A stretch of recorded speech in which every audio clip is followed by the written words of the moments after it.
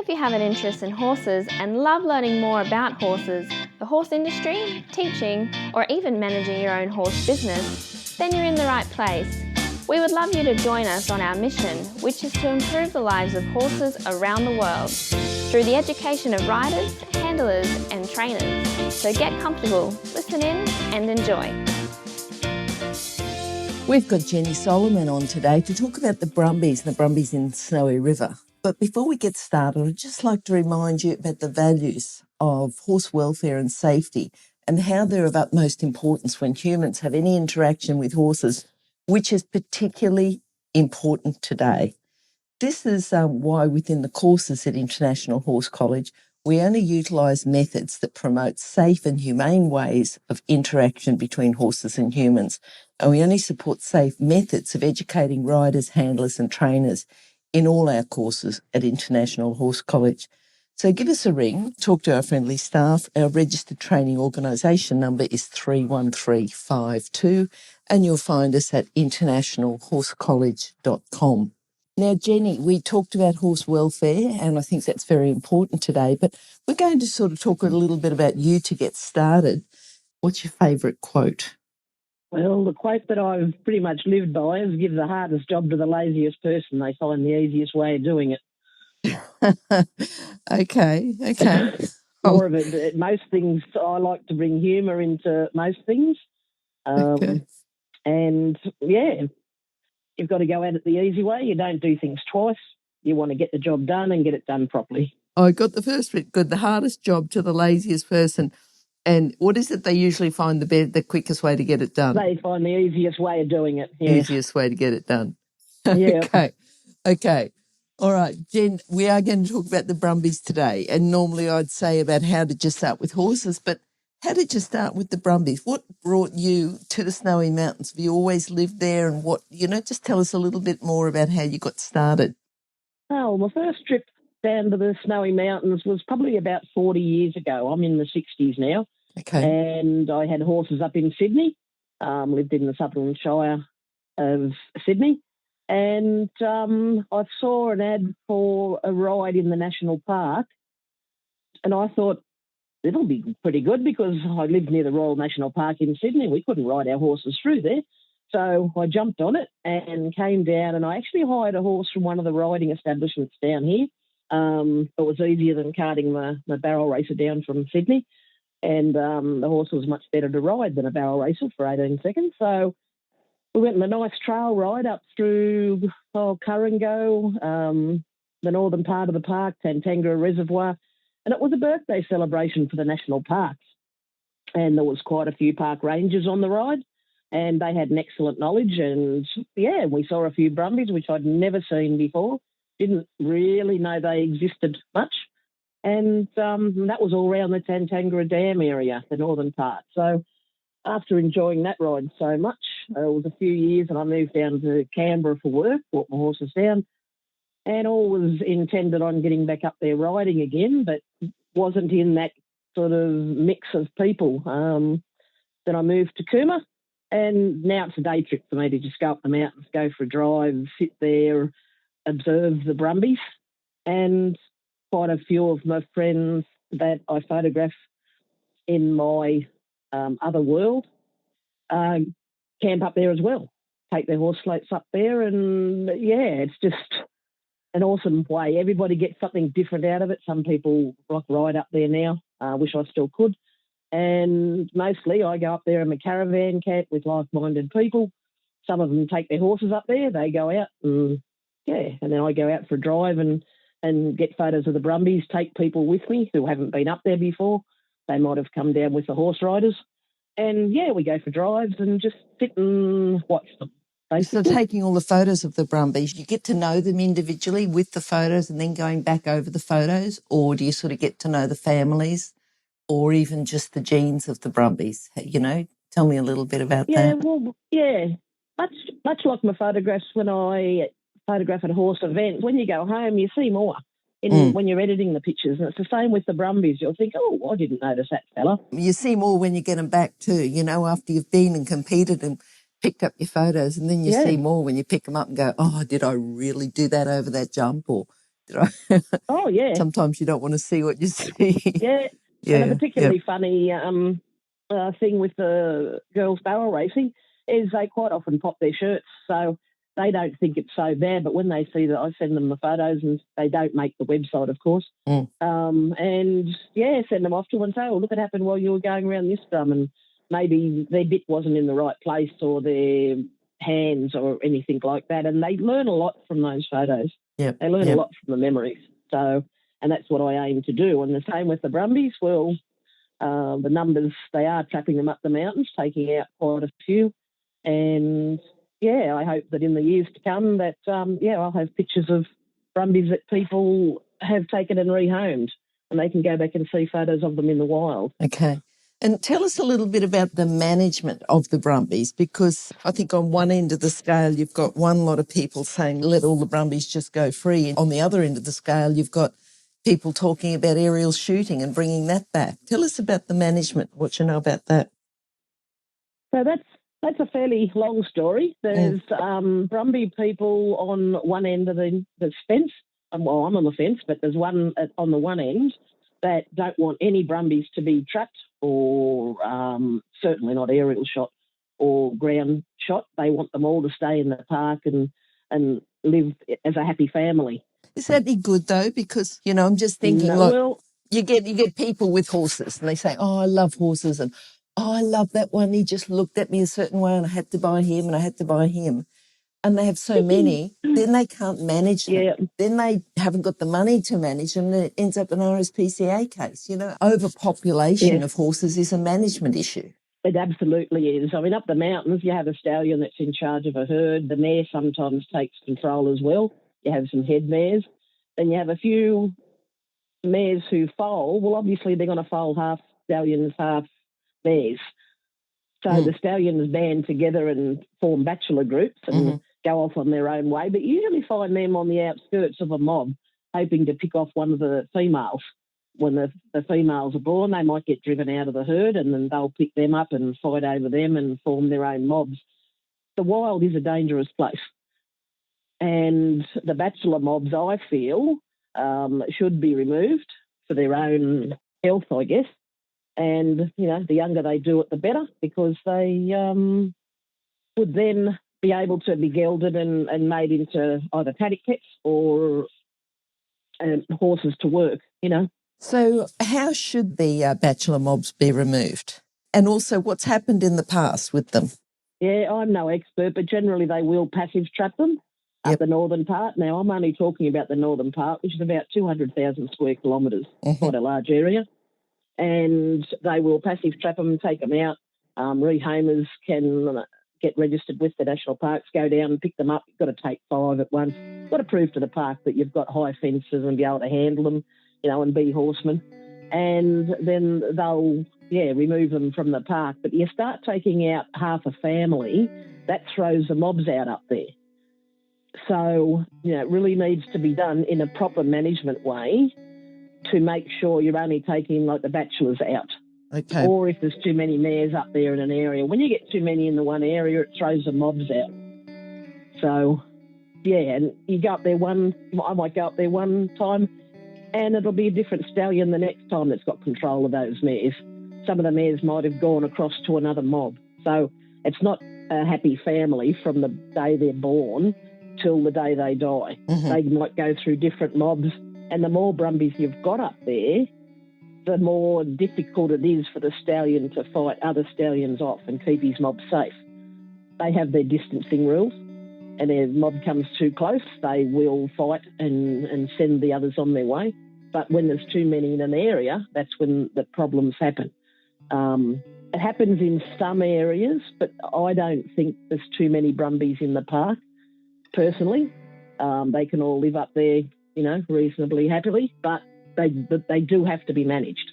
There's no doubt about it. They do have to come to a proper count and work out. So how many are there? Because, there's been a lot of dispute about the numbers. The numbers have been just amazing, the amount. And then you think, but horses just don't, looking at old figures and then coming up with new ones, and horses just don't breed that fast. And there's always the odd horse that gets... That's right. Yeah. The distance sampling is in question, and that's what the methodology that's used. Now, I used their own numbers that they provided from 2014. They said there was about 3,200 in the park. Yeah. I don't believe there was that many. I think there was around 2,000, and that they've remained fairly static. Then 2019, they reckon there was 19,000 in the park from their distance sampling. And they seem to add the 2014 together with the 2019 numbers and come up with that. Now, if you have 3,200 Brumbies in the park, even if they bred at 20%, because you've got to remember 50% are stallions, if they bred at 20%, you'd only have the sort of 6,000 or 7,000 at the end, and there's not 6,000 or 7,000 up there. So even with their numbers, that's incorrect. So they've got to come up with a proper count. None of this distance sampling business. You talk about the distance sampling. How's that actually done? Well, I've been having a look at it quite a bit. They will draw a big square paddock, we'll say, and then they will draw transient lines, transects, I think they call them, in a strip. And if they count mobs of 20. And then if it works well, if there's at least 60 mobs of 20, which they haven't found in the park, so it's never going to work anyway, if that makes sense. Yep. So they get the mob of 20 and they put the dot in the transient. That might be, say, 1 kilometre wide, and they'll fly the planes over and they'll do the transects. Then they'll multiply that out by the, say, 10 kilometres next to it where they didn't fly, and that's how they get their numbers. Now, I was up there on Sunday and there was a mob of 20 standing there. There was no Brumbies within, I would say, 5 kilometres one direction, 3 kilometres the other. Yet, if they were in the transect when they flew over the top, they would multiply that 20 out by the 8 kilometres. What, multiply 20 by 8? Side. Wow. Okay. Yeah. Okay. Yeah. So that's where they get their inflated numbers, because they're counting, I think it's made for counting animals on the plains, whereas Brumbies are more of a mob type. Mm-hmm. And they didn't have enough mobs to do it properly. They do say that they need 60 mobs of 20 to do it properly, and they haven't had that in the count from national parks. I don't know whether national parks fly over and do the count. They do a true count. They send it off to the people. I think it's Dr. Cairns at the University of New England. I don't think he's ever been to the national park. And then he does his calculations and comes up with these inflated figures. Now, it doesn't take much to work out 2,000 square kilometres up there. There's a lot of that land that Brumbies just never go in. Bushland, hard going. They tend to hang around the plains. So if you count them on the plains and multiply it out through the bush, you're never going to get the right number. Stop. I need to interrupt this chat for a hot off the press notification. That is, that the latest version of the book, 101 Careers in the Horse Industry, is now available, and the best news is that it's a free download. So if you work in the horse industry, if you have a plan to work in the horse industry and have a career in the horse industry, or if you know someone who plans to have a career in this fabulous industry, then this is an essential book for you to read now and then keep as a reference as you progress through your career. With over 100 jobs to choose from, you'll probably find at least one that you'd happily do without being paid. So simply go to internationalhorsecollege.com, scroll down to the bottom of the page and click on the 101 Careers in the Horse Industry button to receive your free career book. Imagine, maybe one day you could be a guest on Horse Chats. So if there were 19,000 Brumbies on the plains, what sort of changes would you see to the feed available, the tracking, the erosion? Well, yeah, there wouldn't be any feed up there. 19,000. Well, they say, I think in the northern part, well, they did say 2019 there was 19,000. If you divide that by 2,000 square kilometres, what do you come up with? Have you got a calculator handy? No, but I'm sure you would have worked it out. Yeah. I just thought 19,000 in 2,000 square kilometres. I think it worked out at about 3 Brumbies per square kilometre or something. Mm-hmm. Well, that means that when I'm driving across the plains, I should be able to see 60 or 80 all day, every day. Yep. Yep. Okay. And then there's so many planes up there, and then they're only in the trees when the snow's coming down. If I go up the mountains and drive across the plains and don't see any Brumbies, I know there's some bad weather coming, or it's hot. So I'll look for Brumbies early morning, late afternoon in the summer, and middle of the day during the winter. Okay, so to control the supposed 19,000 that are supposed, how would they do that? Because they're talking about changing their plan. Well, that's where they want to bring the aerial shooting in, because they need to get down to a level of 3,000 in 32% of the park. That's the whole park. That's 6,000 square kilometres. So they're looking at getting rid of, they're claiming that they need to get rid of 6,000 Brumbies per year, and they can't do it by passive trapping. So the only other way is to aerial shoot. Well, my query about that is, well, what are you going to do with, not that there's 6,000 up there to be killed the first year, what are you going to do with 3,000 tonnes of horse meat? It's an environmental disaster, but they don't seem to think about that. They say the horses are an environmental disaster, yet they don't think what's going to happen with all the carcasses when they shoot them en masse. Okay. They're not going to shoot a couple a day, and there's not enough dingoes up there to take them. So they're making their own environmental disaster, but I'm confident there's not 19,000, so there won't be the issue of that.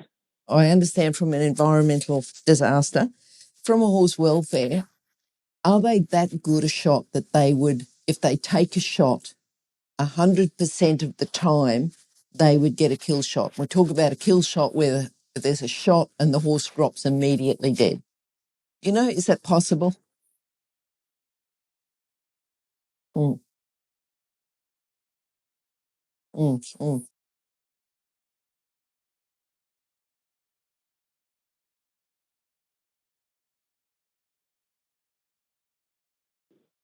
So you've been up there a lot. You know, Absolutely. you know the Brumbies, you know the land, you know the numbers. What do you think the solution is? Getting a true count, finding out exactly how many there is up there. I don't see any Brumbie damage in my travels up there. It's all man-made, either for recreation, like down towards the south end, through the middle. You know, you've got your ski fields. I don't have any problem with that. No Brumbies there anyway. And we've got to have recreation.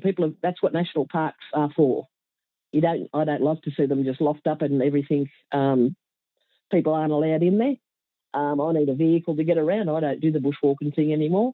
And and all I see is man-made damage up there. And the Brumbies, because they are inquisitive creatures hanging around like the dam, Caringo's the prime spot that they seem to take the politicians to and say, oh, look at all this Brumbie damage. Well, no, it's not. They drop the dam down to 20% at Christmas time each year so that people can use the area for recreation, for fishing. A lot of fishermen up there, campers. So they drop the dam down to 20%, Tantangara. Well, that's low tide. Then the Brumbies come in to have a drink of water and they say, oh, they're mucking up the ground. Well, they're not. It's a low tide. There's a low tide on Blowering Dam too when it goes down for whatever reason. And then people jump in there with their boats. No Brumbies at Blowering, and it's exactly the same damage. So it's not the Brumbies doing the damage. And the erosion, I've got pictures of Tantangara Dam way back when they first got made a dam, which is when I came down. And it drops, and the banks were high, and now the banks are lower. But there's a lot of fishermen scarpering around there as well. So the landscape's changing because of man and recreation and essential services like Snowy 2 with the power lines through. They've got to have roads through so they can maintain those power lines. And not that I'm against it, we've got to have power, and that's why I call them essential services. So if we got a true count of the Brumbies and we want to know what the true damage is, you know, like not just one spot where they've lowered the water, but the true damage throughout the park and got a true count, just say there was too many. Just say they were doing a bit of damage and they said, well, we want to lower the count. What's the best way to lower the count of the Brumbies? Well, I believe passive trapping, Okay, so passive trapping. Just tell us a little bit about that. Passive trapping is the place where they put the trap sites. And that's about the first place I go to when I'm up there photographing them, because that's where they're hanging. That's where the Brumbies are hanging around. I've always done that. I don't photograph the traps. I'm not interested in them at all in the slightest. I just turn my back to the traps and take photos with the Brumbies that are milling around waiting for the hay or the molasses or whatever the parks bring in. Now, they put traps out, high panels, and get the Brumbies used to going into the panels. Well, first of all, they'll usually put them in a site and they'll grade it and put gravel down, road base or whatever, then start bringing the Brumbies to that point with the molasses. Then they put the panels up, get them used to going in and out of the yards without being scared of the panel, and then they'll put a tripwire. When they're ready to trap them, they'll put a tripwire up, and when the Brumbies go in, they will snag the tripwire and be trapped in there. Then they'll come along with their crates the next day and put them on the crates, take them down to Blowering to the holding yards. The sad thing about it is that they shouldn't really, for humaneness, be trapping heavily pregnant mares or mares with foals at foot, because sometimes the foals are on the outside. That's a big, heavy gate to slam shut, and there's no doubt accidents there. And the national parks have to euthanize them on site. And it's not a perfect science. It really isn't a perfect science. But at the end of the day, it's better than them being shot and left to rot, because they're going to shoot mares and have foals still running around. And that's not good at all. I think they do try and let the mares and foals go, but once you get them running down the chute, you could imagine what it's like trying to separate them. Sure. And that's where, accidents happen again. And it is tragic.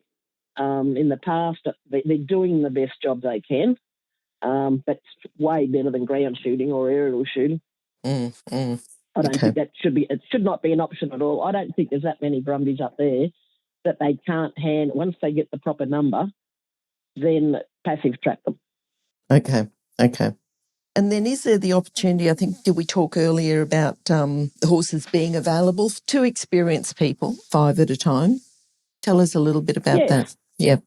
Yeah, that's on the National Park website. They've got their requirements, and you can apply for permission to come down and get them, and then you're on the list. There have been some factions that are against rehoming. They're saying, well, while you're taking them, they'll keep trapping them. I don't believe that to be true. So a lot of the rehomers kind of went underground. They didn't want their details public.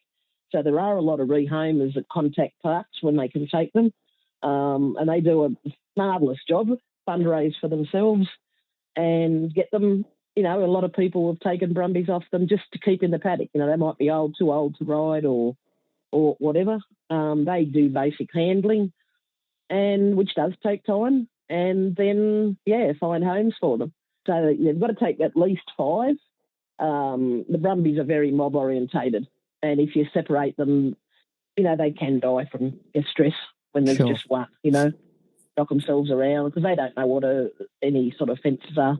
And generally what they'll do is when they take them home, the rehomers pick them up, they'll put them in, I think the panels have got to be 5 foot high, no wire, of course, get them used to those and get them used to people around them, then let them out into a bigger yard and adapt them, get them used to electric fencing.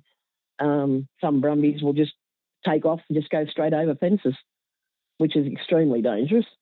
Just moving on, we understand that the passive trapping, even though it's not ideal, is still much better than shooting and allowing injured horses to just die a long, painful death or to be injured for the rest of their life. Absolutely, yeah.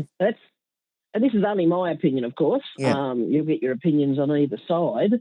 And then you go up, then the other side of the coin is the rangers, well, they have to euthanise them if they find any with broken legs. Mm-hmm. The stallions have been fighting and they've got serious damage. Or if they put their foot down a rabbit hole, which there's so many rabbits up there, it's not funny. Yeah, so there's so many things that are dangerous in the wild, and the rangers have to manage that at the moment. What do you think, to our listeners, what's the best thing they can do? Can they complain to someone? Well, yeah, you can put in on a lot of websites. They're doing a horse inquiry. Emma Hurst, she's one of the ministers. If you had a look on her Facebook site or website, she's an Animal Justice Party. She's, I think, leading inquiry into all this sort of thing, because Animal Justice Party is obviously against shooting, aerial shooting, and there are quite a few petitions out there. You know, everyone is trying their bit to get the attention, but they keep on going back to this inflated count that there's that 19,000 up there. We've got to do something about it because they're killing the natives. Okay. So that's the start of it. Yeah, that's the basic. So you've got to get to the politicians. Yeah, the Environment Minister, you know, writing emails to them. There's a lot of information out there to try to stop them doing what they're doing under inflated numbers. They just keep believing the inflated numbers. They won't believe that there's only a couple of thousand up there, which anyone that goes up there, I haven't heard of anyone say there's more than 2,000 up the northern part of the park. Yep. And that's 2,000 square k's, so that's quite a big area. You can go up there driving and see none for days. I get a lot of people contacting me through Facebook. Oh, I'm going up there. Where will I see the Brumbies? Well, yeah, what day is it? What time is it? Yes. Yep. Yeah, and the park's closed at the moment, so they're doing all they're not just shooting. They're ground shooting the Brumbies, we believe. They're doing deer and pigs. They've been doing that every winter for, you know, quite a few years, and the wild dogs. So they do a lot of culling the parks. So they get contractors in, and for the most part they do a good job. But what surprises me is they're so happy to release this inflated figures number and work out and make people believe the only way to get rid of them is aerial shooting because there's 19,000. The numbers of pigs and deer have never been released. Okay. So we don't know what we're working with. There's a fellow in Victoria who goes through the park and he videos. He's gone through the bogs, and it was interesting. He went through a bog the other day, and there was only one horse print. The rest of them were deer prints. Okay. So they're blaming the bogs on the horses, but it's not the horses. Okay. There's no numbers released for the deer and the pigs. I've never seen any numbers released. Okay. For the deer and the pigs, and those that want all the Brumbies gone. Yep. Why aren't they, you know, kicking up about the deer and the pigs? Because I've gone into campsites with my caravan, and there's been pig routings where they've started to dig up the campsite. Yep. Which, you know, that's getting in a bit close to home. I'd hate to trip over a pig when I'm on the way to the toilets during the evening. Sure. And dingoes are up there. I like to see dingoes. Yeah. I don't think they're in any inflated numbers, and they're the only ones that are getting rid of the carcasses of the animals that are getting shot. They don't have a carcass removal program. I don't know if they do for deer and pigs. I very much doubt it. You never see them going out by the truckloads. Yep. And that's no good for the environment.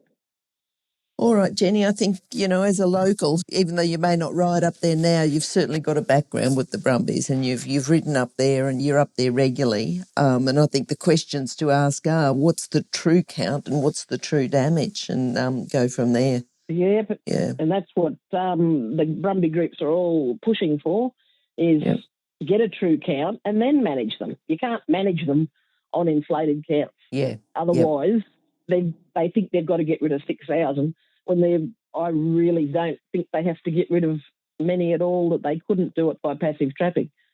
You know, I could be wrong, but I'd like to see a true count done. Yep, they had a politician up in a helicopter here about 2 years ago, and he went over the northern part of the park pretty soundly and counted 992 when there was supposed to be well over 3,000. Or 12,000 by their inflated count. So 992, and there were 3 people in the helicopter. They wouldn't have missed any. And I believe his count would have been right. You'd have to add a few on for those that were in the trees, or maybe areas that they didn't go to, because, as I said, a helicopter's pretty frightening for a horse. Yep. So they've got to get that true count and then work out how they manage them. And it's just, deer and pigs is total annihilation, so they don't really need a true count, but you think they would need a true count to budget, put those helicopters in the sky. Yep. Yeah, knowing how the government works, it all works on budgets. So true count first, and then if they can fly over there and shoot them, why can't they fly over there and count them? Yes, yeah. Jenny, I've really enjoyed talking to you. I think, we've got a problem there. What we're going to do is have a look for Emma Hurst, the Animal Justice Party, and we also, if we can get a couple of other details about, petitions and who to contact and everything else. I did fill in. Yeah. There is, I think Parks has actually got a survey out at the moment about changing the management plan, so I'll get the link to that and encourage everyone to get on there. Penny Sharp, yep. I've got that on my Facebook. Penny Sharp has got a link out asking for a consultation process to add aerial shooting to the plan of management. Yes. But apparently, I've heard through the legal people, she can change it whenever she wants. Yeah. She's just doing that to appease people, I guess. I've written to my local member down here, Steve Ward. Yep. He's not interested. He feels that they should, all be aerial shot. He's not against it. So I've had a lot of people have meetings with him, not interested in the slightest. So we remember that at the next election. He's supposed to be here for the people, and there would not be a person I've met locally here who would agree with aerial shooting. Okay. And they certainly don't agree with the numbers. And these are people that are up there all the time. Yep. Up there riding around, up there driving around. Mm-hmm. In their work, the main road is Tumut to Cooma, and even non-horse people go across that road regularly. I know Snowy 2 workers. They'll tell me where the Brumbies are. Yep. And they can't believe the numbers either. No, okay. Jenny, I think it's wonderful talking to you today, and hopefully we can get something done and make sure that they don't start this aerial shooting again and change the management plan. And let's hope that they can just go to the trapping and get that refined so it becomes a bit more humane.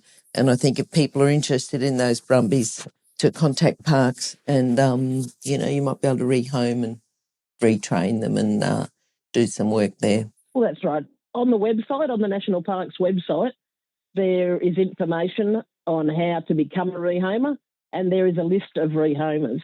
Okay. So the list of rehomers would be if you wanted to buy one horse, wouldn't it? Absolutely, yes. You were interested in one? Yep. So the list of rehomers would be people who get the horses, experienced horse people who are going to handle them. They may just handle them and teach them to lead and quieten them down, or they may be broken in from the rehomers. Yeah, there's not a lot of rehomers do the breakings, but they would certainly be able to refer you to somebody. Yep, no worries at all. And the rehomers are really to get them out of the park, get them domesticated, and then you can send. There's a lot of horse breakers around too that'll take them. They're partly handled. Yep. And they will break them and then train them, and most of them do make fantastic horses. Yep. As you can see on my YouTubes. Okay, and that we'll put that list of your link to the YouTubes as well. We'll put that up on the chat. So if you want to look, just go to horsechats.com. You can look for Brumbies, look for Jenny Solomon or Jenny or Solomon, or just under Brumbies or Brumby, and we'll make sure that we.